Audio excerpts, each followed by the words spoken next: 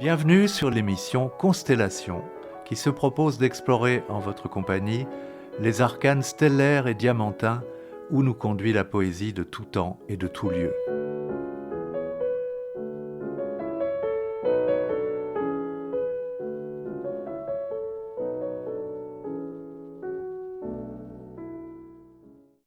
Bonjour, vous êtes bien en direct à l'écoute de l'émission Constellation. Pour lire les sonnets de William Shakespeare, dans leur traduction française, on peut recourir à deux traductions principalement. Celle de Robert Elroth, publiée dans la collection Bouquins chez Robert Laffont, et celle du poète Yves Bonnefoy, dans la collection de poche NRF Poésie Gallimard. De plus, chacun de ces deux traducteurs propose une éclairante préface, l'un comme l'autre y soulignant une difficulté d'approche. Eliot, indirectement, je le cite, « Lire les sonnets d'un trait engendre l'ennui, selon William Wordsworth, la lassitude, selon Walter Savage Landor, un sentiment de monotonie, d'après William Hazlitt. Bonnefoy, directement, en affirmant, je le cite, « Les sonnets de Shakespeare ne me furent pas, je l'avoue, d'un très grand attrait à mes premières lectures. » Et un peu plus loin, il ajoute, « Beaucoup de ces poèmes sont loin de me parler comme le font les derniers de John Donne, le presque contemporain, ou les odes de Keats, ou les emportements de Yeats, si proches, pourtant si souvent, de la façon dont écrit Shakespeare à la scène. Et c'est un fait, encore et surtout, que je n'entends pas ces vers avec autant d'évidence que les grandes voix qui me viennent de cette scène, ainsi celle de Hamlet qui monte du fond de la parole, ou celle de Caliban, à un moment ou deux, la poésie pure. La poésie dans les sonnets, elle me semble bien trop enveloppée, cette fois encore, dans les plis d'une rhétorique, et je fus prêt, à un moment, à me laisser rebuter par le fréquent recours qu'elle fait à des stéréotypes de la pensée morale ou du sentiment qui semblent indignes d'un grand poète. Une belle musique des vers compense-t-elle d'apprendre que les femmes sont infidèles, ou que les chancres rongent les roses, ou de voir garder associé Hideous à Winter ou Night, comme si la chose terrestre était décidée une fois pour toutes.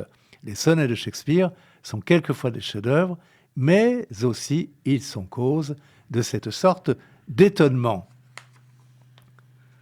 Mais l'originalité et la profondeur de l'approche de Bonnefoy résident en ceci qu'après avoir buté sur et contre l'aridité rhétorique des sonnets, il ne renonce pas à la questionner.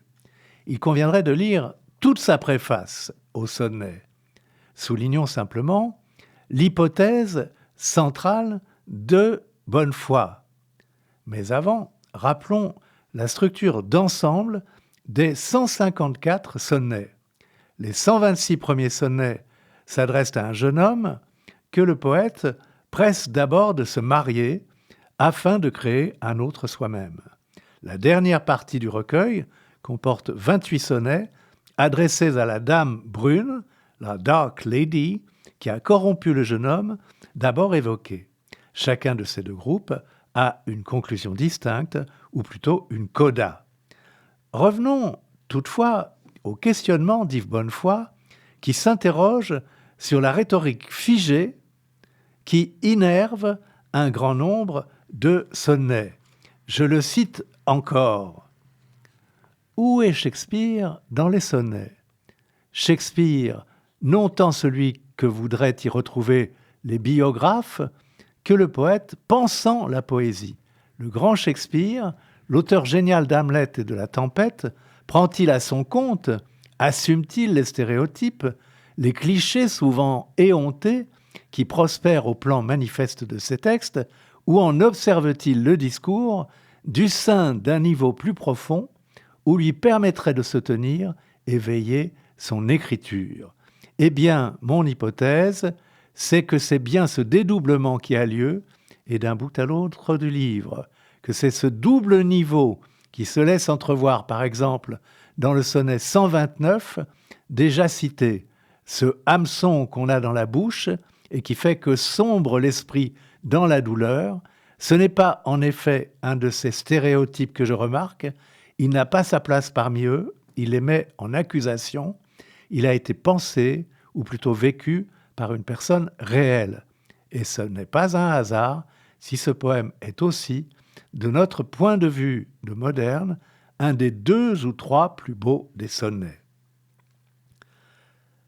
Enfin, une dernière subtilité, avant de lire certains des sonnets, une subtilité qui porte sur la polysémie de bien des termes employés tant dans les sonnets que dans les pièces de théâtre. Par exemple, le jeu auquel se livre Shakespeare sur le mot will dans quelques-uns des sonnets adressés à la Dark Lady, notamment les sonnets 135 et 136. Je cite encore un fragment de la préface d'Yves Bonnefoy. « Tu as ton will, dit l'amant, à la fois inquiet et goguenard, à sa maîtresse, à la fois obsédante et méprisée. Et certes, ce will, c'est William, c'est Shakespeare lui-même qui signe ainsi son œuvre au passage. Mais tout lecteur élisabétain savait que le mot désignait aussi, argotiquement, le sexe de l'homme, le membre dit viril, et le contexte dans ces 2 pages est là pour retenir à cette acception par des allusions, des sous-entendus clairement et agressivement érotiques. Et bonne foi de conclure que les sonnets sont un grand moment, mais qu'ils sont moins une œuvre qu'une expérience, et que Shakespeare, je le cite encore, que Shakespeare se posait une grande question sur 2 niveaux dans l'emploi des mots. L'un, une écriture artistique, tournée vers la société et ses divertissements. L'autre, une écoute des profondeurs, souci de la vérité. Et qu'avec ces sonnets qui furent un dédoublement de soi portant jugement sur la poésie, c'est-à-dire sur l'existence, il a appris à répondre à cette question et, faisant le choix de la profondeur, comprit qu'il lui fallait continuer sur sa voie première, rester auteur de théâtre, accueillir sans contrainte et fort de ses intuitions l'humanité comme elle est dans sa nouvelle salle du globe. Alors lisons précisément le sonnet auquel Yves Bonnefoy faisait référence, notamment autour de l'image si saisissante du hameçon. Il s'agit donc du 129e sonnet. La luxure, naufrage, en abîme de honte de la force vitale. Pour s'assouvir, elle ment, elle calomnie, trahit, assassine, elle est immodérée, sauvagement cruelle et méprisée sitôt que satisfaite. Follement poursuivie, mais follement haï, le hameçon qu'on a dans la bouche fait pour que l'esprit sombre par la douleur. Et insensé à vouloir comme à prendre, rage de qui a eu, qui possède, qui cherche, désirer un délice, éprouver un malheur, attendu une joie, passer l'ombre d'un songe, et cela, qui l'ignore, mais qui se garde de ce ciel qui nous voue à cet enfer. Un autre sonnet, le sonnet numéro 55, aucun des sonnets ne portant un titre. Ni le marbre, ni l'or des plus fiers édifices ne survivront mes vers, dans lesquels ta splendeur brille de plus d'éclat que ces pierres que souillent les marques de ce temps qui nous insulte. La guerre, dévastatrice, peut renverser les statues ou déraciner les murs, mais ni l'épée de Mars, ni la fureur des flammes des pillages ne ruineront ce temple de ta mémoire. Contre la mort, contre l'oubli hostile, il te dresse. Ton éloge aura sens, même au regard des âges, qui, fibre à fibre, déferont l'univers. Avant qu'au jugement tu ne sortes de tombe, c'est dans mes vers que tu vivras, dans mes yeux, dans leur feu. Je vous fais entendre la version en anglais. Not marble, nor the gilded monuments of princes shall outlive this powerful rhyme. But you shall shine more bright in these contents than unswept stone besmeared with sluttish time. When wasteful war shall statues overturn, and broils root out the work of masonry, nor Mars his sword, nor war's quick fire shall burn the living record of your memory. 'Gainst death and all oblivious enmity shall you pace forth. Your praise shall still find room even in the eyes of all posterity that wear this world out to the ending doom. So, till the judgment that yourself arise, you live in this and dwell in lovers' eyes. J'ai dit que les sonnets, les 154 sonnets, étaient divisés en deux grands ensembles, très inégaux d'ailleurs, avec un premier ensemble qui est tourné vers la personne d'un jeune homme et un deuxième ensemble bien plus bref qui est tourné vers la personne de la Dark Lady. Et donc, à l'exception du sonnet 55 qui vient d'être lu aussi en anglais, les sonnets que je retiens sont tous les sonnets de la dernière partie consacrée à la Dark Lady, comme c'est le cas pour le sonnet 128. Musique de ma vie. Souvent, lorsque tu joues quelque musique et que le bois tressaille sous tes chers doigts qui font jouir les cordes d'une harmonie qui subjugue mes sens, combien j'envie ces touches qui, légères, ne cessent de baiser le creux de tes mains, quand mes lèvres, frustrées de cette cueillette, rougissent près de toi de les voir si hardies. Pour de telles extases, je les sens prêtes à se substituer à ces touches dansantes que parcourent tes doigts, douce pression qui rend le bois mort plus heureux que la lèvre vive. Pourtant, si c'est ce qu'elles aiment, ces effrontées, laisse-leur tes doigts à baiser, donne-moi tes lèvres. There were 3 ravens sat on a tree, down, down, hey, down, hey, down. They were as black could be, with a down. And one of them said to his mate, "Oh, where shall we our breakfast take?"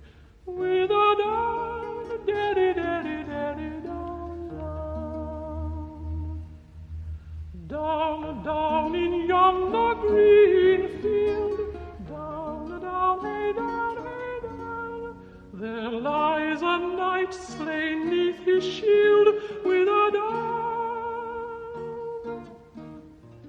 His hounds, they lie down at his feet, so well they their master keep.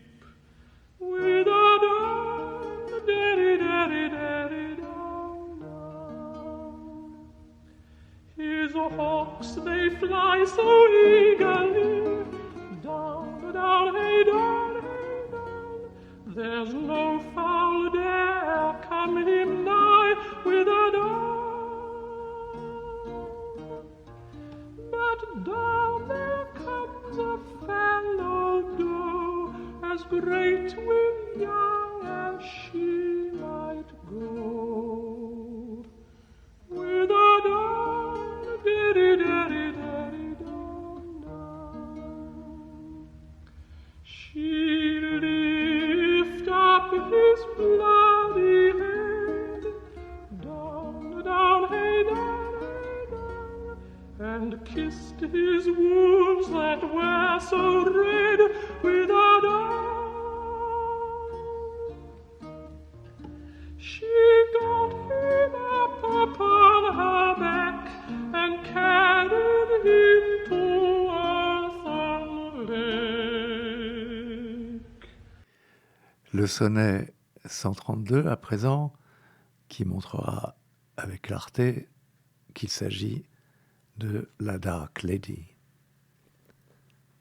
J'aime tes yeux. Ils savent que ton cœur me tourmente de son dédain, et par pitié, ils se sont mis en noir. Deuil d'un amour qui regarde avec compassion une souffrance. Et certes, le soleil de l'aube, dans le ciel, ne sied pas mieux à l'Orient aux joues grises, ni la brillante étoile, après quoi c'est le soir, ne donne autant de gloire à l'Occident sombre que ses yeux endeuillés n'ornent ton visage.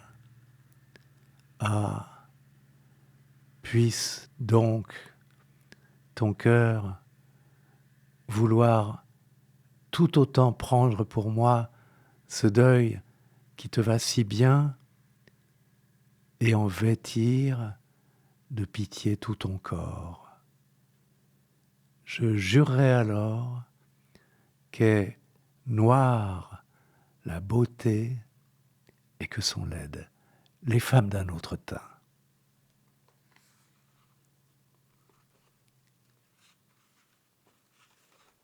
Le sonnet 138. Quand mon amie me jure qu'elle est franche, je la crois, et pourtant je sais qu'elle ment, afin qu'elle me prenne pour un jeune homme naïf, inaverti des roueries de ce monde.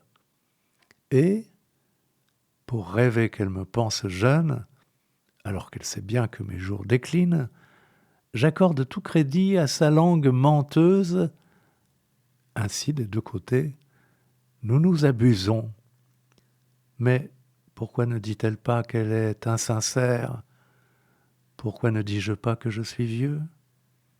Oh, c'est que l'amour aime paraître franc et que l'amant vieilli aime paraître jeune. Et donc moi, je lui mens et elle me ment. Et nos torts, nos mensonges sont notre lit.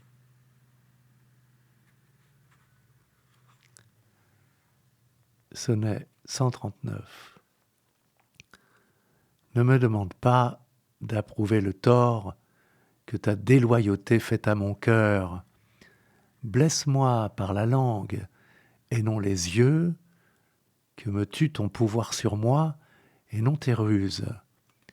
Avoue, tu aimes d'autres hommes, mais devant moi, évite, mon cher cœur, de les chercher des yeux. Quel besoin de blesser par ses manœuvres quelqu'un qui, contre toi, est sans défense ? Bien, je vais t'excuser. Oui, mon amour, tu sais que tes regards lascifs furent mes ennemis, et voilà bien pourquoi tu les détournes. C'est ailleurs que leurs flèches devront blesser. Mais n'en fais rien. Tu es, je le suis presque, que ton regard m'achève et finisse mes mots.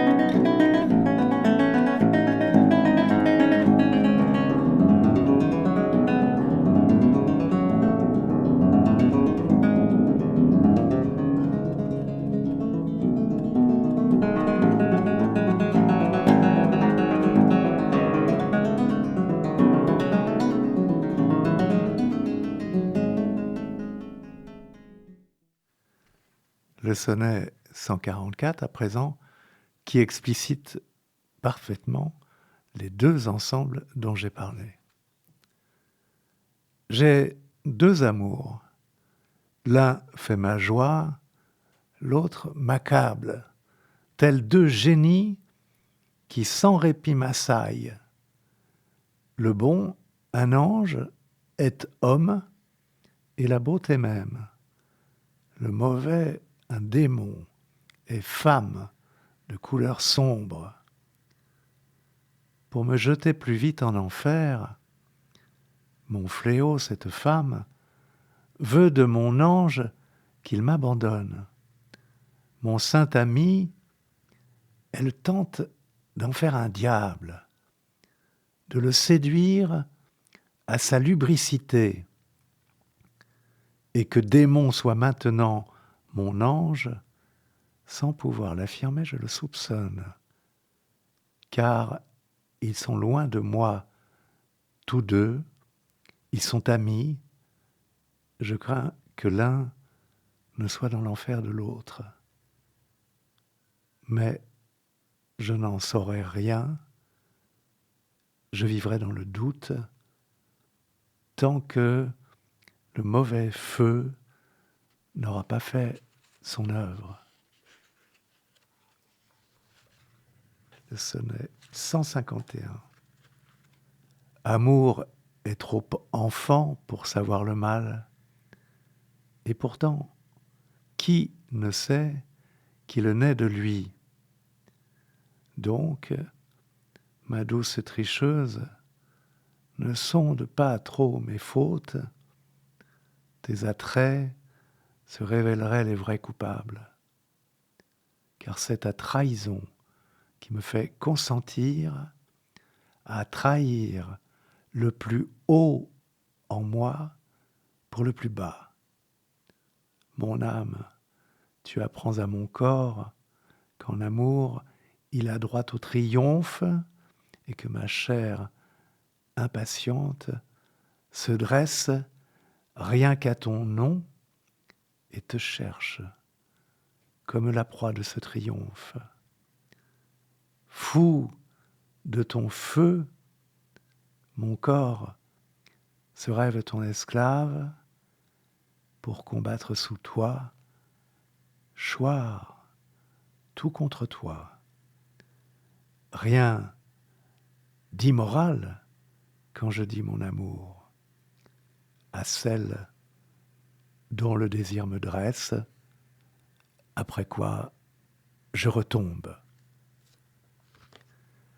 Il faut lire les commentaires d'un des deux traducteurs dont j'ai parlé, à savoir Robert Elroth, pour percevoir, par exemple, toutes les allusions sexuelles dont ce dernier sonnet était chargé.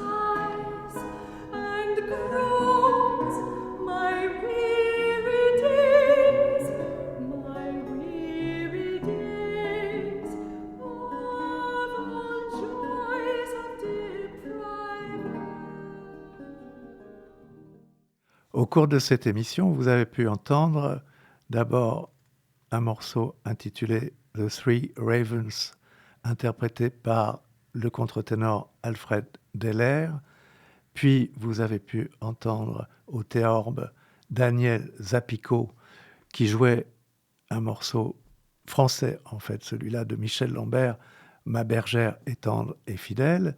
Vous avez pu entendre aussi le morceau intitulé Flow My Tears de John Dowland, lui un contemporain de Shakespeare, avec la soprano Phoebe Shevtovic-Rosquist et au luth David Taylor.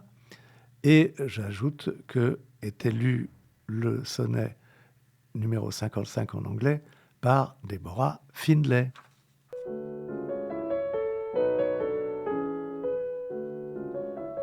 Cette émission hebdomadaire est diffusée en direct les mardis de 10h à 10h30 et rediffusée les vendredis de 13h30 à 14h. Vous pouvez aussi la réécouter en podcast, comme toutes les autres émissions des RLP.